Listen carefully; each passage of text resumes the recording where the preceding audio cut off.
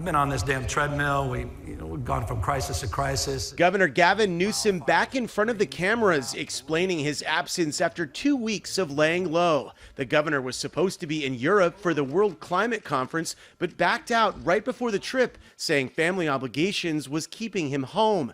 Tuesday, Newsom spoke in detail about why he stayed back. I was ready to go, and I had that dinner. A lot of you know this dinner with the family. And the kids, literally, they kind of had an intervention. They said they couldn't believe that I was going to miss Halloween. And we got a 5-year-old, oldest is 12, 4 young kids. And I'm defending myself. I got to go, honey, this and that. And my wife was going to go as well. And, mom and dad missing Halloween. For them, it's like worse than Christmas. Newsom changed his mind. I woke up that next morning with something's probably familiar to a lot of parents, that knot in your stomach, that I had no damn choice. I had to cancel that trip.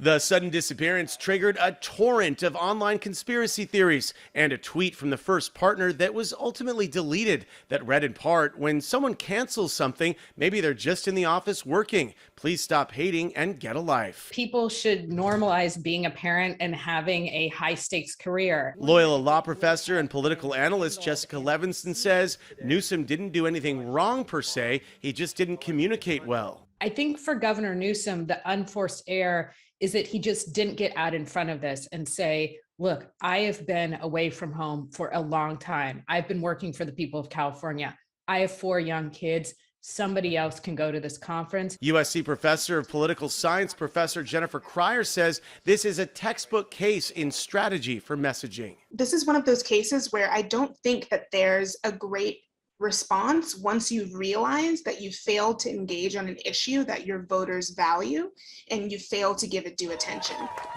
Newsom spent months on the campaign trail fending off the recall campaign against him, and the governor said the summer's wildfires also kept him away from home. His schedule even drew sympathy from a GOP strategist. As a parent myself, and I think that sometimes people think he should just be some sort of robot that works 24 hours a day, 7 days a week.